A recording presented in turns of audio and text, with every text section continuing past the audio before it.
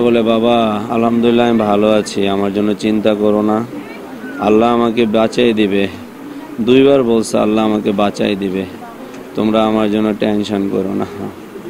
তারপরে আমার ওয়াইফ যায়, ওয়াইফকেও সেম কথা বলে, আম্মু তুমি আমার জন্য চিন্তা করো না, আমি বেঁচে যাব আল্লাহর রহমতে। ওর অনেক কনফিডেন্স ছিল। তারপরে তারপরে আমাকে নিয়ে যায়। তারপরে ওর শখ হচ্ছে জুস পছন্দ করে, সে বলছে বাবা আমি জুস খাবো, আমি জুস খাবো। পরে আমি একটু ডাক্তারের অনুমতি নিয়ে একটু জুসও খাওয়াই দেই। হ্যাঁ হ্যাঁ হ্যাঁ।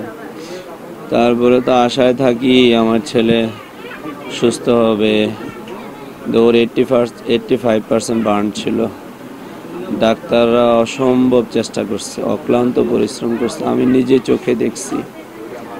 আমার ডাক্তাররা অসম্ভব চেষ্টা করছে। আমার আত্মীয় স্বজন, আমি যতটুকু জানতে পারি, আমার শুভাকাঙ্ক্ষী, আমার অফিসের কলিগরা, বন্ধুরা, আমার আত্মীয় স্বজন, সারা বাংলাদেশের মানুষ আমার ছেলের জন্য নাকি দোয়া করছে। আমি সবার কাছে কৃতজ্ঞ, আমি সবার কাছে ঋণী।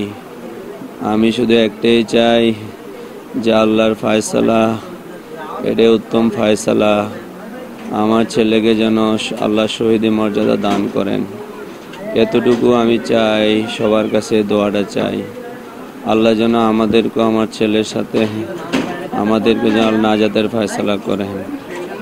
আমার কলিজা, আমার মানিক কখনো একটা জোর সুরে কথা বলে নাই। ও বাসায় আছে না নাই কেউ জানতো না। আমার বাবারা কখনো কারোর সাথে ঝগড়া করে নাই। এই 14 বছর বয়সে কোনো কমপ্লেনও আসে নাই। ও অসম্ভব মেধাবী ছেলে ছিল। ও ক্লাস 7-এ 6 থেকে ফার্স্ট বয় হয়েছিল। ও অনেক ভালো ছিল, অনেক ভালো ছিল ভাই, আমি আর কিছু বলতে পারি না।